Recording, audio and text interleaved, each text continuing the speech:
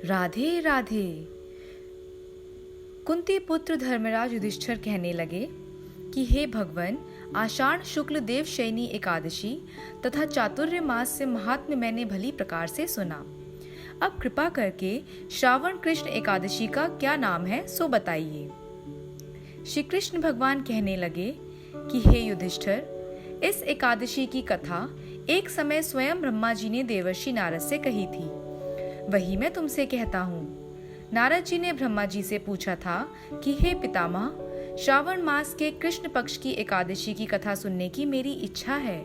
उसका क्या नाम है, क्या विधि है और उसका महात्म्य क्या है, सो कृपा करके कहिए।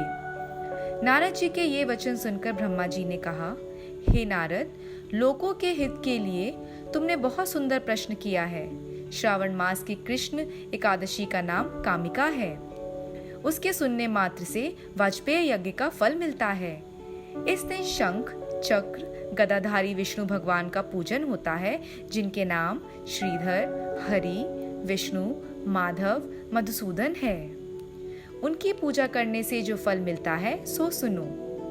जो फल गंगा, काशी, नैमिषारण्य और पुष्कर स्नान से मिलता है, वह विष्णु भगवान के पूजन से मिलता है।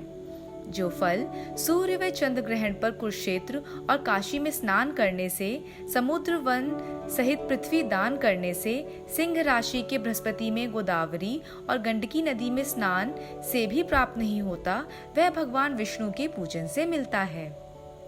जो मनुष्य श्रावण में भगवान का पूजन करते हैं, उनसे देवता, गंधर्व और सूर्य आदि सब पूजित हो जाते हैं।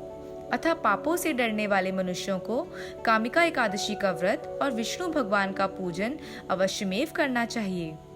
पाप रूपी कीचड़ में फंसे हुए और संसार रूपी समुद्र में डूबे मनुष्यों के लिए इस एकादशी का व्रत और भगवान विष्णु का पूजन अत्यंत आवश्यक है। इससे बढ़कर पापों के नाशों का कोई उपाय नहीं है। हे नारद, स्वयं भगवान ने यही कहा है कि कामिका व्रत से जीव कुयोनि को प्राप्त नहीं होता। जो मनुष्य इस एकादशी के दिन भक्ति पूर्वक तुलसी दल भगवान विष्णु को अर्पण करते हैं, वह इस संसार के समस्त पापों से दूर रहते हैं। विष्णु भगवान रत्न, मोती, मणि तथा आभूषण आदि से इतने प्रसन्न नहीं होते जितने तुलसी दल से। तुलसी दल पूजन का फल 4 भार चांदी और 1 भार स्वर्ण के दान के बराबर होता है। हे नारद, मैं स्वयं भगवान की अतिप्रिय तुलसी को सदैव नमस्कार करता हूँ। तुलसी के पौधे को सींचने से मनुष्य की सब यातनाएं नष्ट हो जाती हैं। दर्शन मात्र से सब पाप नष्ट हो जाते हैं और स्पर्श से मनुष्य पवित्र हो जाता है।